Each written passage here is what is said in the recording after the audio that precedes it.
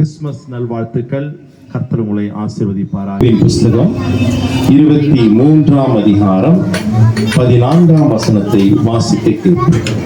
எனக்கு குறித்திருக்கிறதை அவர் நிறைவேற்றுவார். இப்படிப்பட்டவைகள் இன்னும் அநேகம் அவரிடத்தில் உண்டு. கண்களை மூடி ஜெபத்தோடு நாம் தியானிப்போம். மகா இரக்கமும் கிருபையும் பரிசுத்தமுள்ள எங்கள் நல்ல பிதாவே, இயேசுவின் நாமத்திலே இந்த அருமையான மாலை நற்செய்தி கூட்டத்திற்காக நன்றி செலுத்துகிறோம். இயேசுவின் பிறப்பின் நன்னாளிலே இந்த மாலை நேரத்தில் இந்த பகுதியிலே ஒரு நற்செய்தி அறிவிக்கும்படியாக ஏற்படுத்தி கொடுத்த நல்ல கிருபைகளுக்காக நன்றி செலுத்துகிறேன். இது மட்டுமாய் பாடல் மூலமாய் ஆடல் மூலமாய் ஒரு நாமத்தை மகிமைப்படுத்த ஒரு பிள்ளைகளுக்கு உதவி செய்த தேவன் இப்பொழுது ஒரு வசனத்தின் மூலமாய் ஒரு நாமத்தை மகிமைப்படுத்திக் கொள்ளும். நீங்க பேசுங்க, நாங்க கேட்கிறோம். இயேசுவின் நாமத்தில் ஜெபிக்கிறோம் எங்கள் ஜீவனில் நல்ல பிதாவே, ஆமென் ஆமென். யோபு என்ற பக்தன் சொல்லுகிறான், எனக்கு குறித்திருக்கிறதை அவர் நிறைவேற்றுவார், இப்படிப்பட்டவைகள் இன்னும் அநேகம் அவரிடத்தில் உண்டு என்று அவன் சொல்லுகிறான். எத்தனை பேர் இந்த வார்த்தையை விசுவாசிக்கிறீங்க? சொல்லுங்க பார்க்கலாம். உண்மையாய் விசுவாசித்தால் உங்க இருதயத்தில் கை வச்சு சொல்லுங்க, உங்களுக்கு குறித்திருக்கிறதை கர்த்தர் நிறைவேற்றுவார். சொல்ல மாட்டீங்களா? வாய் திறந்து எனக்கு குறித்திருக்கிறதை சொல்லுங்க. வாய் திறந்து. தமிழ் வராதா? தெலுங்கு தான் வருமா? தெலுங்கு சொல்ல சொல்ல மாட்டீங்க. திருப்பி கூட எனக்கு குறித்திருக்கிறதை கர்த்தர் நிறைவேற்றுவார். ஒன்றல்ல இரண்டல்ல அநேகம் அவரிடத்திலே உண்டு. யார் சொல்ற அந்த வார்த்தையை தெரியுமா? யோபு என்ற பக்தன் சொல்கிறான். எப்ப சொல்றான் தெரியுமா? எல்லாவற்றையும் இழந்து நிர்கதியாய் நிற்கும் போது அவன் சொல்லுகிறான், எனக்கு குறித்திருக்கிறதை கர்த்தர் நிறைவேற்றுவார், இப்படிப்பட்டவைகள் இன்னும் அநேகம் அவரிடத்திலே உண்டு. அதுக்கு மேல் வசனத்தை வாசித்தீர்கள் என்றால், அவரோ என்றால் ஒரே மனமாக இருக்கிறார், அவரை திருப்பத்தக்கவன் யார்? தமக்கு சித்தமானபடி எல்லாம் செய்வார் என்று சொல்கிறார். உங்களுக்கும் எனக்கும் குறித்திருக்கிறதை நிறைவேற்றுவதிலே என் தேவன் ஒரே மனமாக இருக்கிறார். யார் கையை நீட்டி தடுக்க நினைச்சாலும் ஒருவராலும் தடுக்க முடியாது. காரணம், நாம் ஆராதிக்கிற தேவன் சர்வ வல்லமை படைத்த தேவன். இப்போ இந்த சிஸ்டர் மேல கையை வச்சு நான் ஆசீர்வதிக்கணும் கையை நீட்டினா யாராவது கர்த்தர் கரத்தை தள்ளி விட முடியுமா? ஒருவரால முடியாது. உனக்கும் எனக்கும் குறித்திருக்கதை கர்த்தர் நிறைவேற்றுவார். நல்லா கவனிக்கணும். நீங்க சில காரியங்களை குறித்திருப்பீங்க, அது நிறைவேறாது. கர்த்தர் குறித்திருக்கிறது மாத்திரம் நிறைவேறும். வீட்டை போய் வாசித்துக் கொள்ளுங்கள். 1 ராஜாக்கள் 17ஆம் அதிகாரத்திலே அங்கே ஒரு ஏழை விதவை அப்பத்தை சாப்பிட்டு தானும் தன் பிள்ளையானும் சாக வேண்டும் என்று அவள் குறித்தார். ஆனால் என்ன நிறைவேற்று தெரியுமா? அந்த பஞ்ச காலம் முழுவதும் தேவன் அந்த குடும்பத்துக்கு ஆகாரத்தை கொடுத்து சாகாமல் பிழைக்கும்படி செய்தார். யார் குறித்தது நிறைவேற்று தெரியுமா? கர்த்தர் குறித்தது நிறைவேற்று. நீங்க கூட என்னடா வாழ்க்கை, வாழ்வதை பார்க்கும் சாவதே மேல் என்று தற்கொலை செய்யலாம், கடன் பாரங்கள், வேதனைகள், போராட்டங்கள் நீங்க நினைச்சா கூட நீங்க சாக முடியாது. காரணம், உங்கள் வாழ்க்கையில கர்த்தர் என்ன குறிக்கிறாரோ அது நிறைவேற்ற வல்லவராக இருக்கிறார். மற்றவர்கள் குறிப்பார்கள், அது கூட நிறைவேறாது. பேதுருவை கொலை செய்ய வேண்டும் என்று ஏரோது ராஜா குறித்து வைத்தான், சிறைச்சாலையிலே போட்டு வைத்தான். ஆனால் வேதம் சொல்லுகிறது, வீட்டில் போய் வாசித்துக் கொள்ளுங்க, அப்போஸ்தலர் 12ஆம் அதிகாரத்தை, நாளைக்கு தலையை வெட்டணும் குறித்திருந்தான் ராஜா. ஆனா அதுக்கு முந்தின நாள் தேவன் தூதன் சிறைச்சாலையில இறங்கி கதவுகளை திறந்து அவனை வெளியே கொண்டு வந்து விட்டு அவன் மூலமாய் கர்த்தர் பெரிய ஊழியர்களை செய்ய கர்த்தர் உதவி செய்தார். ராஜாவாக இருக்கலாம், இல்ல பெரிய பெரிய மந்திரிகளாக இருக்கலாம், இல்ல பெரிய பெரிய மந்திரவாதிகளாக இருக்கலாம். நான் உன்னை அடித்து விடுவேன், உன் குடும்பத்தை ஒன்றும் இல்லாமல் பண்ணுவேன் என்று சொன்னா நீங்க அவனை பார்த்து சொல்லுங்க, நீ சொல்வது ஒன்றும் நடக்காது. காரணம், எனக்கு குறித்திருக்கிறதை கர்த்தர் நிறைவேற்ற வல்லவராக இருக்கிறார். எத்தனை பேர் விசுவாசிக்கிறீங்க? நான் கேட்டு ஆமேன்னு சொன்னா நீங்க பாரம்பரிய கிறிஸ்தவர்கள். கேட்காமலே நீங்க சொன்னீங்க நீங்க தான் ஆவிக்குரிய கிறிஸ்தவர்கள். நீங்களே உங்களுக்குள்ள வரணும், ஓ எனக்கு குறித்திருக்கிறதை கர்த்தர் நிச்சயமா என்ன செய்வாரு? நிறைவேற்ற வல்லவராக இருக்கிறார். யோபுவின் வாழ்க்கையிலே சாத்தான் குறித்தான். தேவனை தூஷித்து நாமத்துக்கு தூஷம் சொல்ல வேண்டும் என்று யார் குறித்தார்? சாத்தான் குறித்தான். கர்த்தர் என்ன தெரியுமா குறித்தாரு? இந்த யோபுவை ரெட்டிப்பாய் ஆசீர்வதிக்க வேண்டும் என்று குறித்தார்.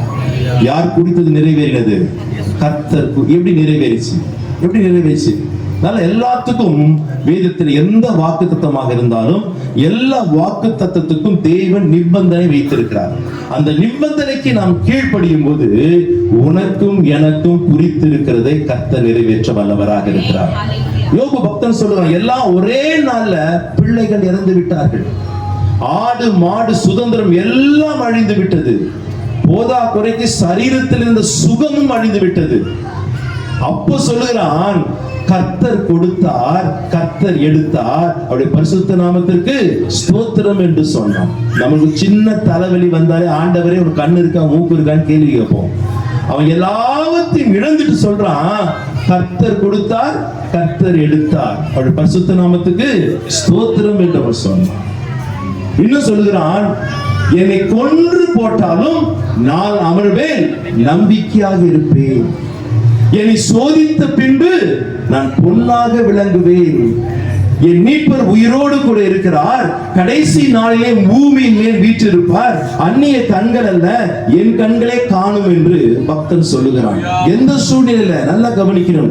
எல்லாவற்றையும் அதிகாரத்திலிருந்து 41ஆம் அதிகாரம் வரைக்கும் எவ்வளவோ பேசினான் யோபு. அவன் நண்பர்கள் அவனும் பேசினான், கர்த்தரும் பேசினார். அப்பெல்லாம் ஆண்டவர் வாயை திறக்கல, ரெட்டிப்பாய் ஆசீர்வதிக்கவில்லை. எப்ப தெரியுமா ஆசீர்வதித்தாரு? வாசிக்கலாமா? 42ஆம் அதிகாரம் 5-6 வாசிங்க. அது யோபுவின் புத்தகம் 42ஆம் அதிகாரம் 5-6.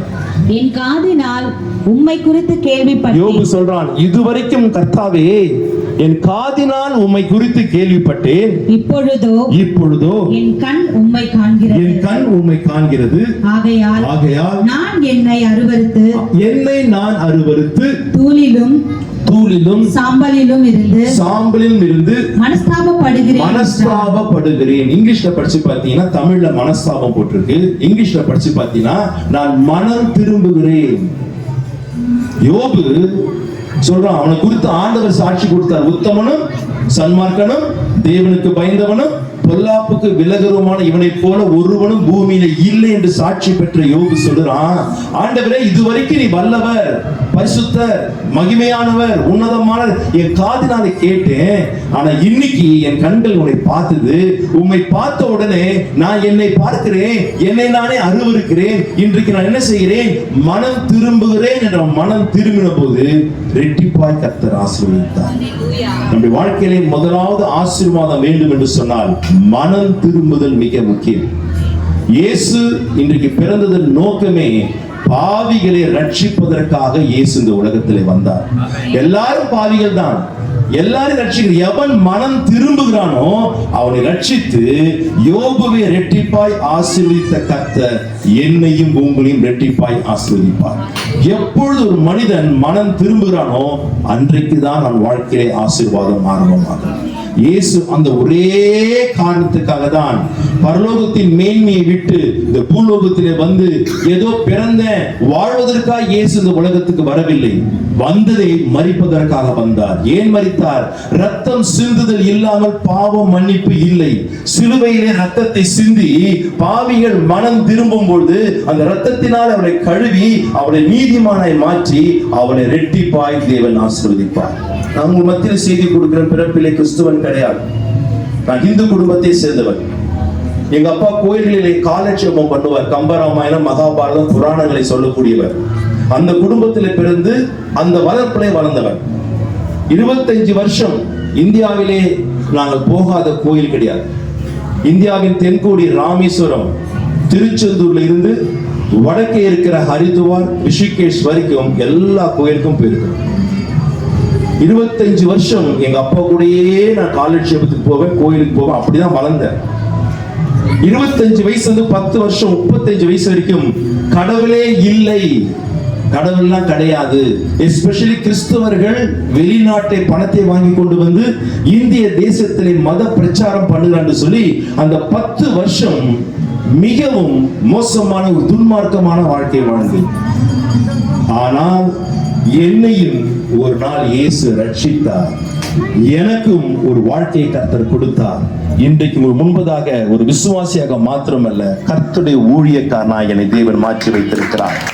என்னைக்கு நான் இயேசுவை என் வாழ்க்கையில சொந்த ரட்சகராக ஏற்றுக்கொண்டு பாவத்தை விட்டு மனம் திரும்பி 24 hours 365 போதையில தான், குடியில தான் இருப்பேன். யாரும் எங்க வீட்லயும் சரி எங்க ஸ்ட்ரீட்லயும் சரி இதே மாதிரி தெருதான். நான் எங்க வீட்டை விட்டு வெளியே வந்தா எல்லார் வீட்லயும் ஜன்னலையும் கதவையும் சாத்துவாங்க. என்ன சொல்லி சாத்துவாங்க? பொறுக்கி வரான் எல்லாம் உள்ள போகும் சாத்துவாங்க. அது உண்மை, அவங்க மேல தப்பு இல்லை. என் வாழ்க்கை அப்படிதான் இருந்தது. அப்படிப்பட்டவனையும் இயேசு ரட்சித்து இன்றைக்கு முன்பதாக ஒரு மனிதனாய் மாற்றிருக்கிறார். நான் குடிச்சு செத்துந்தா என்னைக்கோ செத்து இருக்கணுங்க. ஆண்டவர் சாத்தாங்க நினைச்சான், குறிச்சான், இவன் குடிச்சே சாவட்டுன்னு வச்சான். ஆனா ஆண்டவர் என்ன தெரியுமா குறித்தாரு? டேய், என் ஊழியத்தை நீ வேணும்டான்னு சொல்லி என்னை குறித்ததை என் வாழ்க்கையில கர்த்தர் நிறைவேற்றுகிறார். உங்கள் வாழ்க்கையில நிறைவேற்றுவார். முதல் காரியம் உங்கள் வாழ்க்கையில என்ன இருக்க வேண்டும் தெரியுமா? மனம் திரும்புதல் உண்டாக வேண்டும். எதிலிருந்து மனம் திரும்ப வேண்டும்? எந்த விஷயத்தை உன் உள்ளத்திலே ஆண்டவர் உணர்த்துகிறாரோ அந்த நேரத்திலே அந்த விஷயத்தில் நீ மனம் திரும்பினால் டெய்லி உன்னை ரெட்டிப்பாய் தேவன் ஆசீர்வதிப்பார். யோபுக்கு மாத்திரமல்ல, எனக்கும் உங்களுக்கும் தேவன் ஆசீர்வதிக்க வல்லவராக இருக்கிறார். அல்லேலூயா. இரண்டாவது, வேகமாய் போகிறேன். கோலியாத் தாவீதுக்கு முன்னால் வந்து நின்று சொல்கிறான், இன்றைக்கு நான் உன்னை கொன்று ஆகாயத்து பறவைகளுக்கும் காட்டு மிருகங்களுக்கும் இரையாய் போடுவேன் என்று கோலியாத் குறிச்சான். ஆண்டவர் என்ன தெரியுமா குறித்தாரு? இஸ்ரவேல் தேசத்துக்கே ராஜாவாய் வாழ்வாய் என்று கர்த்தர் குறித்து வைத்தார். எது நிறைவேறினது? கர்த்தர் குறித்தது நிறைவேறினது. எப்படி நிறைவேறிச்சு? நம் வாழ்க்கையில எப்படி நிறைவேற வேண்டும்? தாவீது சொல்லுகிறான், சவுல் ராஜாட்ட பேசும்போது சொல்லுகிறான், ஒரு முறை சிங்கமும் கரடியும் என் ஆட்டை கவி போக முடியாது வந்தது. நான் அதற்கு பின்னே பிடித்து ஆட்டை காப்பாற்றி கொண்டு வந்தேன். அந்த மிருகத்துக்கு ஒப்பானவன் தான் இந்த கோலியாத்து. காரணம், அவன் யார் தெரியுமா? விருத்த சேதனம் இல்லாதவன், உடன்படிக்கை பண்ணாதவன். தாவீது உடன்படிக்கை பண்ணினவன். கோலியாத் எப்படிப்பட்டவன்? உடன்படிக்கை பண்ணவில்லை, விருத்த சேதனம் இல்லாதவன். இந்த மிருகத்துக்கு சமானம் என்று தாவீது சொன்னான். நானும் நீங்களும் கர்த்தரோடு கூட ஒரு உடன்படிக்கை பண்ணினால் என்னையும் உங்களையும் இதே தேசத்திலே என் தேவன் ராஜாவாக உயர்ந்த ஸ்தானத்திலே உயர்த்த என் தேவன் வல்லவராக இருக்கிறார். எப்படி உடன்படிக்கை பண்ணுவது? ஞானஸ்தானத்தின் மூலமாய் கர்த்தரிடத்தில் நல் மனசாட்சியின் உடன்படிக்கை நீங்கள் நான் பண்ணும்போது உங்களையும் எங்களையும் தேவன் ஆசீர்வதிக்க வல்லவராக இருக்கிறார். இந்த உடன்படிக்கைக்குள் வர வேண்டும். மனம் திரும்பினால் மாத்திரம் போதாது, நாம் சத்தியத்துக்கு கீழ்ப்படிந்து ஞானஸ்தானத்திலே நாம் உடன்படிக்கை பண்ணும்போது, நல் மனசாட்சியின் உடன்படிக்கை கர்த்தரோடு பண்ணும்போது, ஆண்டவர் தாவீதை ஆசீர்வதித்தவர் என்னையும் உங்களையும் ஆசீர்வதிக்க வல்லவராக இருக்கிறார். இந்த சத்தத்தை ஒலிபெருக்கின் மூலமாக யார் கேட்டுக்கொண்டிருந்தாலும் சரி, சொந்த ரட்சகராக ஏற்றுக்கொள்ளாமல் ஏதாவது அடிமைத்தனத்திலே நீங்கள் மாட்டி இருந்தால் இன்றைக்கு உங்கள் வாழ்க்கையை இயேசுவை நோக்கி கூப்பிடுங்கள். உங்களையும் ரட்சித்து உங்களையும் ஒரு மனிதனாக மாற்ற என் தேவன் வல்லவராக இருக்கிறார். அதோடு மாத்திரமல்ல, நீங்கள் சத்தியத்துக்கு கீழ்ப்படிந்து ஞானஸ்தானத்திலே ஆண்டவரோடு கூட நீங்கள் உடன்படிக்கை பண்ணும்போது உங்களையும் கர்த்தர் ராஜாவாய் மாற்ற வல்லவராக இருக்கிறார். நீங்கள் வேதத்தை வாசித்து பாருங்கள். இயேசு கிறிஸ்து 33 ஆண்டு காலம் இந்த பூமியில வாழ்ந்தார். 30வது வயதிலே பாவம் செய்யாதவர், பாவம் அறியாதவர், பாவம் இல்லாதவர் தண்ணீரிலே மூழ்கி ஞானஸ்நானம் எடுத்தார். 30 வருஷமா பிதாவாகிய தேவன் ஒரு வார்த்தை பேசவில்லை. அந்த ஞானஸ்தானம் எடுத்து கரையேறி வரும்போது பிதாவாகிய தேவன் பேசுகிறார், இவர் என்னுடைய நேசகுமாரன், இவரில் நான் பிரியமாக இருக்கிறேன். உன்னை பார்த்து ஆண்டவர் என் நேசகுமாரன், என் நேசகுமாரத்தி என்று சொல்லி ஒரு சர்டிபிகேட் கொடுக்க வேண்டும் என்று சொன்னால், நானும் நீங்களும் புதிய உடன்படிக்கையாகிய ஞான ஸ்நானத்திலே நம்மை ஒப்பு கொடுக்கும் போது என்னையும் உங்களையும் எனக்கு மிகவும் பிரியமானவர் என்று கர்த்தர் சொல்லி, உங்களையும் நீங்க வேலை செய்கிற வேலை ஸ்தலத்திலே, இந்த தேசத்திலே, நீங்க வாழ்கிற இந்த பகுதியிலே உயர்ந்த ஸ்தானத்துக்கு உங்களை உயர்த்த என் தேவன் வல்லவராக இருக்கிறார். அல்லேலூயா. மூன்றாவது ஒரு மனிதனை சொல்லுகிறேன். ராஜா குறிக்கவில்லை, தேசாதிபதிகள் எல்லாம் சேர்ந்து குறித்தார்கள், தானியேலை சிங்க கெபியிலே போட்டு கொலை செய்ய வேண்டும் என்று. ஆனால் தேவன் குறித்திருந்தார், பிரதானிகளுக்கு பிரதானியாய் மாறும்படியாய் கர்த்தர் குறித்திருந்தார். அந்த கர்த்தர் குறித்தது தானியேலின் வாழ்க்கையிலே நிறைவேறினது. ஏன் காரணம் என்ன? எல்லாருக்கும் பொறாமை, தேசாதிபதிக்கு எல்லாம் பொறாமை. இவன் அடிமை, எபிரேயரிலிருந்து வந்த அடிமை, இந்த தேசத்தில் உயர்ந்த ஸ்தானத்தில் வந்துட்டானே சொல்லி எல்லாருக்கும் பொறாமை வந்தபோது அவனை கொலை செய்யும்படியாய் அவனிடத்தில் குற்றம் கண்டுபிடிக்க முயற்சித்த போது யாரும் கண்டுபிடிக்க முடியலை. ஒரே ஒரு விஷயத்துல தான் அவன்கிட்ட தப்பு கண்டுபிடிக்க முடியும் என்று சொல்லி அவன் தேவனுக்கு அடுத்த காரியத்திலே குற்றவாளியா கண்டுபிடித்து சிங்க கபில கொண்டு போய் போட்டார்கள். அங்க சிங்கம் அல்ல, சிங்கங்கள் இருக்குது, பல சிங்கங்கள் உள்ள இருக்கு. ஆனால் ஒன்று கூட அவன் மேல் என்ன செய்ய முடியல, காலையோ கையோ வாய் ஒன்று வைக்க முடியவில்லை. காரணம் என்ன? காரணம் என்ன? ஒரே ஒரு காரணம் தான், தானியேலுக்குள் ஒரு விசேஷித்த பரிசுத்த ஆவியானவர் இருந்தார். அவன் மாம்சத்தில் இல்லை, எப்படி இருந்தானா? ஆவியிலே இருந்தான். ஒரு மனுஷன் ஆவியிலே இருக்கும் பொழுது அவன் மீது இந்த உலகத்தின் அதிபதியாகிய பிசாசானவன் கெர்ச்சிக்கிற சிங்கம் போல் அவன் சுற்றி திரிந்தாலும் உங்களை தொடாதபடிக்கு என் தேவன் காக்க வல்லவராக இருக்கிறார்.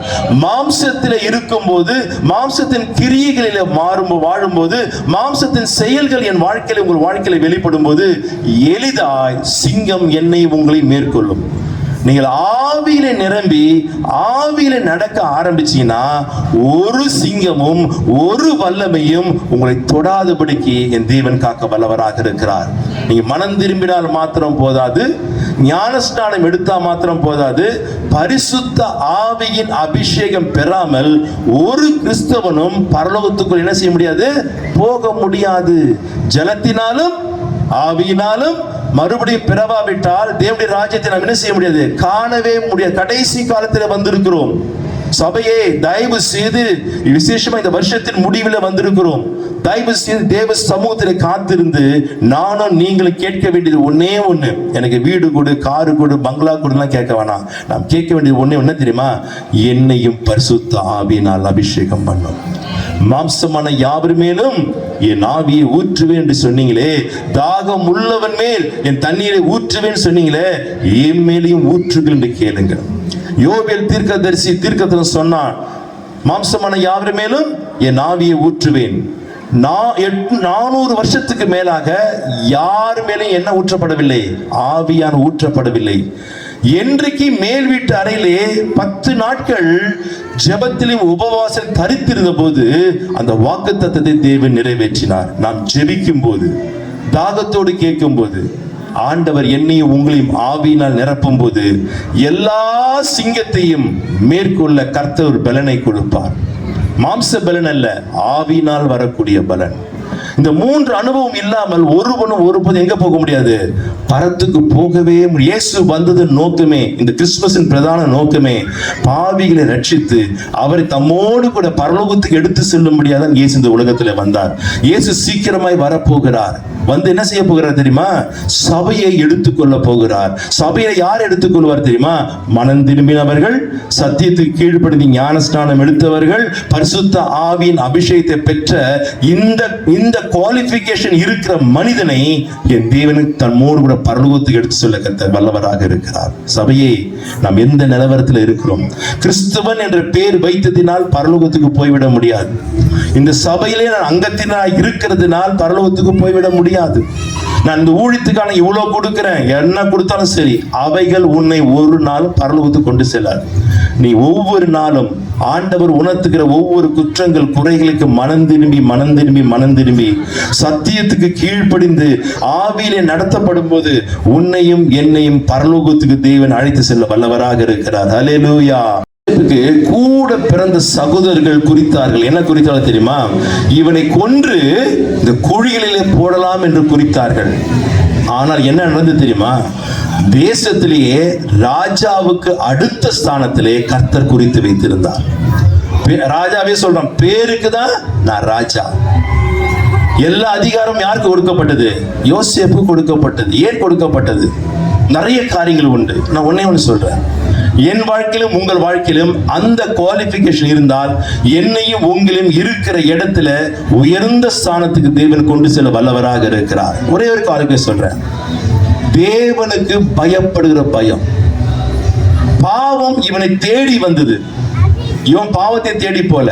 போத்திபாரின் மனைவி பாவம் செய்யும்படி இவளை தேடி வந்தது. ஆனால் யோசேப்பு சொன்னா, ஐயோ போத்திபார் பார்த்துட்டா கொன்னுடுவானேன்னு சொல்லல.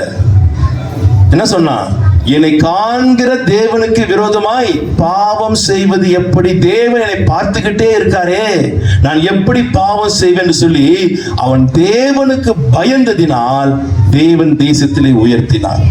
சபையே, நானும் நீங்களும் தேவனுக்கு பயப்படுகிற பயத்துல எவ்வளவுக்கு எவ்வளவு வளருறோமோ அவ்வளவுக்கு அவ்வளவு தேவன் உயர்த்த வல்லவராக இருக்கிறார். இன்னைக்கு என்ன இல்லை தெரியுமா? பயம் இல்லை, பயம் இல்லை. ஈஸியா மனிதரை என்ன செய்து விடலாம்? ஏமாற்றி விடலாம். கர்த்தரை ஏமாற்ற முடியுமோ? நெவர். நிறைய காரியத்தை நீங்க மறைச்சிடலாம். ஆண்டவர் கண்களுக்கு முன்பாக மறைக்க முடியுமோ? செல்போன்ல எத்தனை லாக் இருக்கு. வாட்ஸ்அப்புக்கு ஒரு லாக்கு, ஃபேஸ்புக் ஒரு லாக்கு, கேலரிக்கு ஒரு லாக்கு, போட்டோ வச்சுக்கிற ஐயா கரெக்டா சொல்றாரு, இன்ஸ்டாகிராமுக்கு ஒரு லாக்கு, இன்ஸ்டாகிராமுக்கு ஒரு லாக்கு. ஏன் இத்தனை லாக்கு? பார்ட்டி எங்கேயோ லாக் ஆச்சுன்னு அர்த்தம். லாக் ஆன தொட்டு தான் இத்தனை லாக்கு. நினைக்கிறாங்க நான் யாரும் பார்க்கல. நல்லா தெரிந்து கொள்ளுங்கள், கர்த்தர் அதை பார்க்கிறார். உடைய எல்லா லாக்கையும் கர்த்தர் பார்க்கிறார் என்ற ஒரு பயம் இருந்தா உன் செல்போன்ல என்ன இருக்கா தெரியுமா? லாக்கே இருக்காது. யாக்கே இருக்கலாம். ஒரு சின்ன உதாரணம் சொல்றேன். இன்னைக்கு அரசாங்கத்துல எனக்கு ஒரு பர்மிஷன் கொடுத்தாங்கன்னா, இங்க இருக்கிற டவர்ல இருக்கிற செல்போன் டவர் 10 நிமிஷத்துல நீங்க யார்கிட்ட ரொம்ப நேரம் யார்கிட்ட என்ன பேசுனீங்க, யாருக்கு மிஸ்டு கால் கொடுத்தீங்க, யாருக்கு என்ன இமேஜ் அனுப்புனீங்க, யார்கிட்ட என்ன எல்லா லிஸ்டையும் இந்த டவர்ல இருந்து நான் 10 நிமிஷத்துல எடுக்க முடியும். ஆனால் இதை விட ஒரு பெரிய டவர் மேல இருக்கையா, அது உன்னுடைய எல்லாத்தையும் பார்த்துட்டு இருக்குது. ஒரு நாள் எல்லாருக்கும் முன்பதாக தேவன் அதை போட்டு காட்டும் போது உன் நிலவரம் என்ன, என் நிலவரம் என்ன? ஏன் இவ்வளவு மறைக்கிறோம்? ஏன் லாக் போட்டு வைக்கிறோம்? என்ன இல்லை உடம்புல தெரியுமா? தேவனுக்கு பயப்படுகிற பயம் இல்லையா? தேவனுக்கு பயப்படுற பயம் இல்லை. சங்கீதக்காரன் சொல்லுகிறான், என் உட்காருதலையும் என் எழுந்திருத்துகளையும் நீர் அறிந்திருக்கிறீர். சமுத்திரத்துக்கு கடையாந்திரத்துக்கு போனாலும் நீ அங்கே இருக்கிறீர். நான் பாதாளத்தின் அடியிலே படுக்கை போட்டாலும் அங்கேயும் நீர் இருக்கிறீர். இருளும் உனக்கு வெளிச்சமாக எல்லாம் தெரியும். ஆனாலும் நாம் இன்னும் தேவனுக்கு பயப்படுகிற பயம் இல்லாமல் மனம் போல மாம்சத்தின்படி வாழ்கிறதுனால்தான் இன்னும் ஆண்டவர் என்னையும் உங்களையும் அவர் குறித்திருக்கிற அளவுக்கு உயர்த்த முடியாமல் அமர்ந்திருக்கிறோம். யார் ஒருவன் யார் ஒருத்தி தேவனுக்கு அதிகமாக பயப்படுகிறார்களோ அவங்க வாழ்க்கையில நீங்கள் விரும்பினாலும் விரும்பாவிட்டாலும் பரிசுத்தம் பூரணப்படும். 2 கொரிந்தியர் புஸ்தகம் 7ஆம் அதிகாரம் 1 வசனத்தை வாசிக்கும் போது, இப்படிப்பட்ட வாக்குத்தத்தம் நமக்கு உண்டாயிருக்கிறபடினாலே பிரியமானவர்களே, உங்கள் மாம்சத்திலும் உங்கள் ஆவியிலும் உண்டான அசுத்தம் நீங்க நம்மை சுத்திகரித்துக் கொண்டு பரிசுத்தமாக்குதலை தேவ பயத்தோடு கூட பூர்ணப்படுத்த கடவோம் என்று போல் சொல்கிறான். ஒரு பரிசுத்தம் ஒரு வாழ்க்கையில் எப்போ பூர்ணப்படுது? தேவனுக்கு பயப்படும் போது. அன்பு சகோதர சகோதரிகளே, இது சத்தத்தை கேட்க யாராக இருந்தாலும் சரி, நீங்கள் ஆண்டவர் பார்க்கிறார் என்ற ஒரு பயத்தோடு நீங்க வாழ ஆரம்பித்தால் நீங்கள் பரிசுத்தத்தின் பாதையில போக போக ஆண்டவரே என்னை ஆசீர்வதியும், ஆண்டவரே என்னை உயர்த்தும் கேட்கவே வேண்டாம். ஆண்டவர் உன்னையும் என்னையும் உயர்த்த வல்லவராக இருக்கிறார். எத்தனை விசுவாசிக்கிறீங்க? என்னை காண்கிற ஒரு கண் உண்டு. கணவன் பார்க்கல, மனைவி பார்க்கல, பெற்றார் பார்க்கல, சபை போதகர் பார்க்கல, ஆனா கர்த்தர் பார்க்கிறார். யோசேப்புக்குள் காணப்பட்ட ஒரே ஒரு பெஸ்ட் குவாலிஃபிகேஷன், என்னை காண்கிற தேவனுக்கு விரோதமாய் பாவம் செய்வது எப்படி? நீங்களும் ஒவ்வொரு நாளும் ஆண்டவரை பார்க்கிறார். நான் ரட்சிக்கப்பட்டிருக்கிறேன், மனம் திரும்பி இருக்கிறேன், ஞானஸ்நானம் எடுத்திருக்கிறேன், ஆவின் அபிஷேகத்தையும் பெற்றிருக்கிறேன், இன்னும் என் வாழ்க்கையில உயர்வு இல்லையே, இன்னும் தேவ பயம் வரவில்லையே. நீ தேவனுக்கு பயப்பட பயப்பட பயப்பட உன் வாழ்க்கையில பரிசுத்தம் கூட கூட கூட உன்னை தேவன் உயர்ந்த ஸ்தானத்தில் கொண்டு போய் நிறுத்த அவர் வல்லவராக இருக்கிறார். ஹல்லேலூயா. நேபுகாத்நேச்சார் அக்கினி சூழிலே போட்டு சாகடிக்க வேண்டும் என்று குறித்தான். ஆனா ராஜாதிராஜா என்ன குறித்தாரு? அதே தேசத்திலே 3 பேரையும் உயர்ந்த ஸ்தானத்துக்கு குறித்து வைத்தார். அதை கர்த்தர் நிறைவேற்றினார். 3 பேரும் யூத வாலிபர்கள். பெரிய சிலையை செஞ்சு வச்சார் ராஜா. அதற்கு முன்பதாக எல்லாரும் என்ன செய்ய வேண்டும்? தாழ விழுந்து பணிந்து கொள்ள வேண்டும். எல்லாரும் விழுந்தார்கள். இந்த 3 பேர் மாத்திரம் நிமிர்ந்து நின்றார்கள். நீங்களும் நானும் ஆண்டவருக்காய் வைராக்கியமாய் நிமிர்ந்து நின்றால், என் கூட உன் கூட யார் நிற்கிறாங்களோ இல்லையோ, கர்த்தர் நிற்க வல்லவராக இருக்கிறார். இந்த 3 பேரும் நின்னார்கள். 7 மடங்கு அக்கினி சூளையாக்கி கொண்டு போய் உள்ள போட்டார்கள். ஆனா உள்ள 4வதா யார் உலாவினா தெரியுமா? இயேசுவானவர், இங்கிலீஷ்ல படிச்சு பாருங்க, சன் ஆஃப் காட், தேவகுமாரன் இயேசு கிறிஸ்து அந்த 3 பேரோடு கூட உலாவி அந்த 3 பேரையும் உயிரோடு கூட தேவன் வெளியே கொண்டு வந்தார். காரணம் என்ன தெரியுங்களா? ஆண்டவரை ஏற்றுக்கொண்ட பிள்ளைகள் மரண பரியந்தும் ஆண்டவரை தவிர வேற எந்த அந்நிய தெய்வங்களுக்கு முன்பதாக நாம் என்ன செய்யக்கூடாது தெரியுமா? தலை வணங்க கூடாது. வாழ்ந்தால் ஒரே வாழ்க்கை ஆண்டவருக்காய் வாழ வேண்டும். மரித்தால் ஆண்டவருக்காய் மரிக்க வேண்டும். ஆலயத்துக்கு வரும்போது அல்லேலூயா ஸ்தோத்திரம்.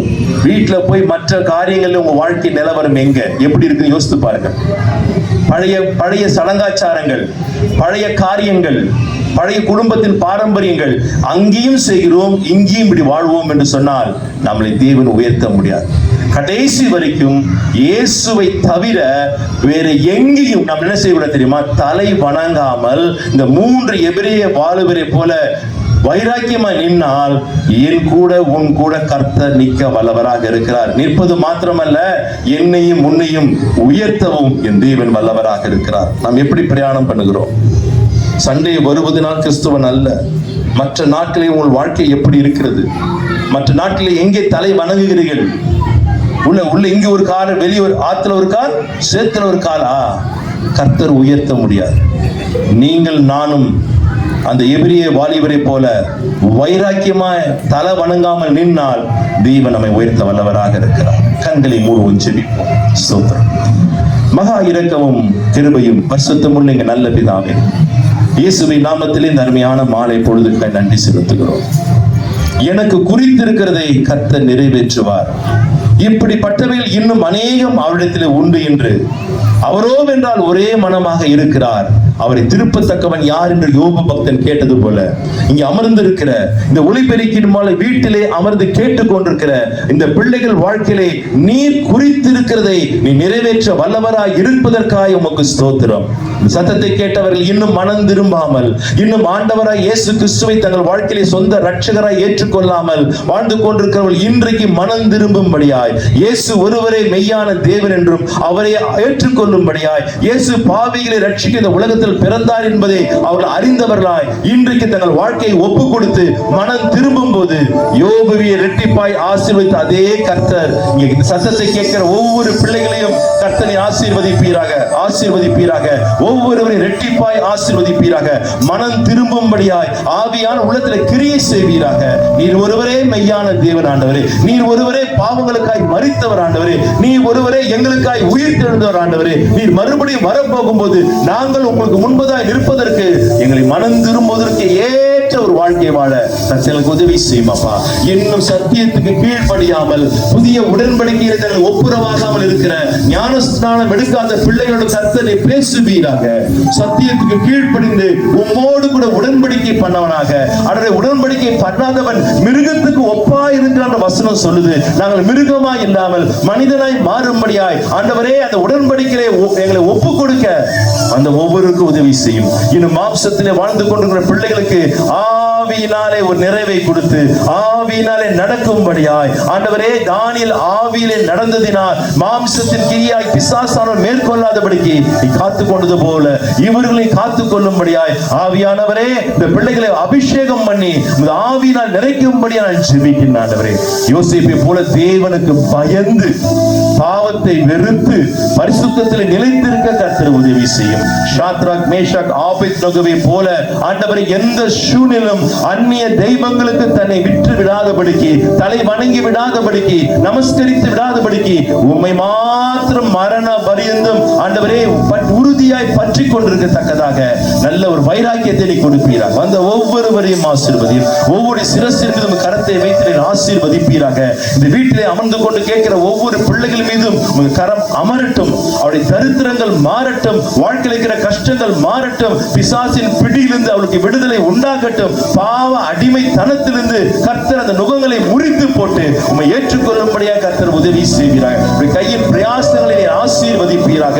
நாளுக்கு நாள் இவர்கள் எல்லா நிலவரத்திலும் உயர்த்தும்படியா நான் ஜெபிக்கிறேன் ஆண்டவரே. விசேஷமா என்று பாடின பிள்ளைகள், நடனமாடின பிள்ளைகள் ஒவ்வொருவரையும் நீர் ஆசீர்வதிப்பீராக. ஒவ்வொருவரும் வருகைக்கு தங்களை ஆயத்தப்படுத்திக் கொள்ள கர்த்தரை உதவி செய்யும் நாங்கள் ஜெபிக்கிறோம். சபை போதகரையும் அவருடைய குடும்பத்தையும் ஊழியத்தையும் கர்த்தர் ஆசீர்வதிப்பீராக. அவரோடு கூட ஊழியம் செய்கிற பால்ராவ் அவர்களையும் அவருடைய ஊழியத்தை கர்த்தர் ஆசீர்வதிப்பீராக. எப்படி ஆகிலும் ஆண்டவரை நீ வருவதற்குள்ளாக நாங்கள் ஒரு கூட்ட ஆத்துமாவை உமக்கு ஆதாயப்படுத்தும்படியாய் எங்களுக்கு வேண்டிய கிருபைகளும் அபிஷேகத்தை கொடுத்து நீ வழி நடத்தும். உமது நாமம் மாத்திரம் மகிமைப்படட்டும். இயேசுவின் நாமத்திலே துதிகர மகிமை செலுத்தி ஜெபிக்கிறோம் எங்கள் ஜீவனில் நல்ல பிதாவே. ஆமென், ஆமென்.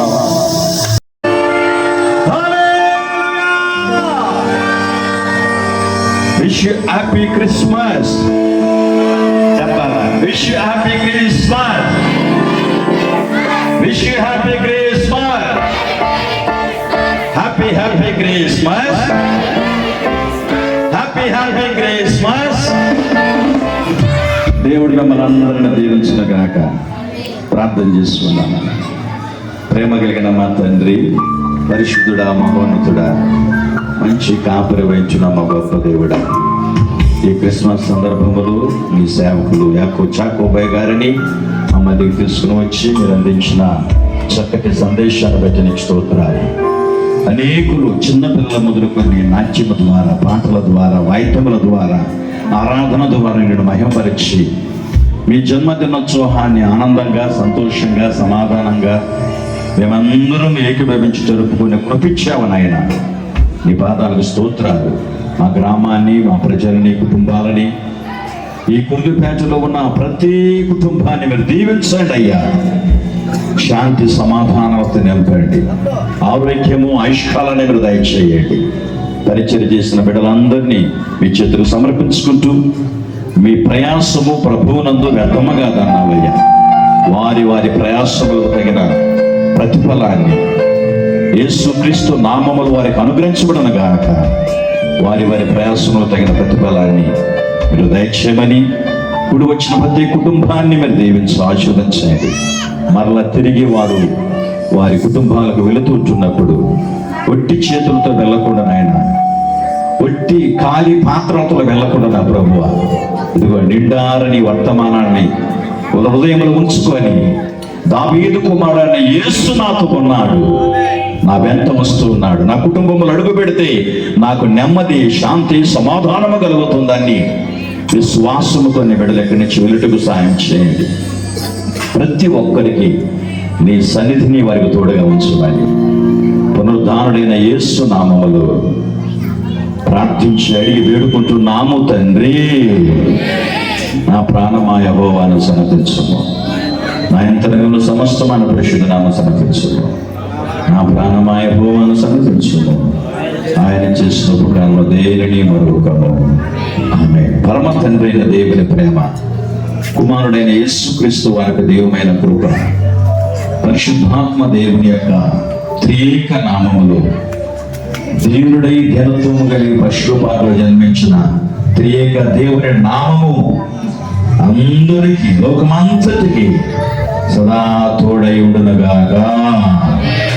హల్లెలూయా. అందరికీ నా హృదయపూర్వక వందనాలు. దేవుడు దీవించును.